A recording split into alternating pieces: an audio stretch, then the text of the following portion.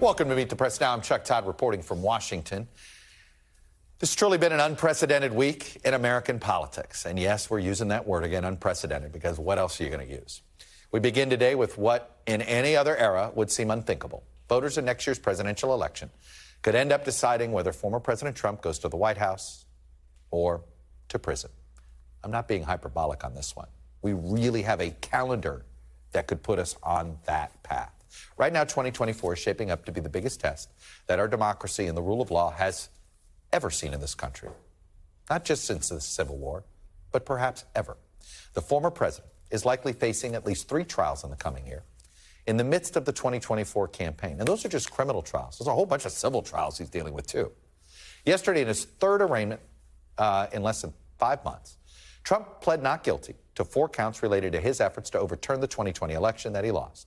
And he continued to claim the charges are designed to damage his 2024 campaign. When you look at what's happening, this is a persecution of a political opponent. This was never supposed to happen in America. This is the persecution of the person that's leading by very, very substantial numbers in the Republican primary and leading Biden by a lot.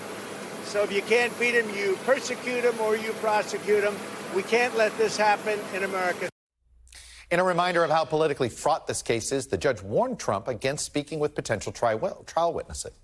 Well, guess what? Those trial witnesses include members of his own 2024 campaign staff, in particular Jason Miller, who has that beamed from the mothership line in the indictment, as well as one of his primary opponents, former Vice President Mike Pence, and perhaps one of the co-conspirators, though we don't know. Meanwhile, Republican leaders who chose not to disqualify Trump from holding office after his second impeachment continue to defend him, with House Speaker Kevin McCarthy yesterday growing visibly angry with reporters as he echoed Trump's claims that the Justice Department has been weaponized against Republicans. Yeah.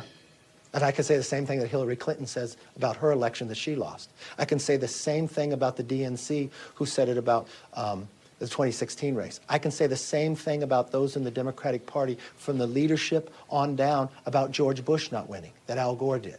And the difference here is when Hillary Clinton said it, nothing happened to her. When they said it in Georgia's election, nothing happened to them either. You know what? When the DNC said it, nothing happened to them either. So stop using government to go after people who politically disagree with you. That is wrong, and that should stop now.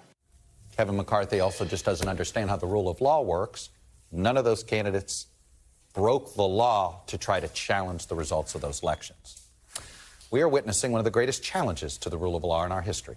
And amid Donald Trump's grip over the Republican Party is also one of the greatest challenges to our political system and our democracy. Thanks for watching our YouTube channel. Follow today's top stories and breaking news by downloading the NBC News app.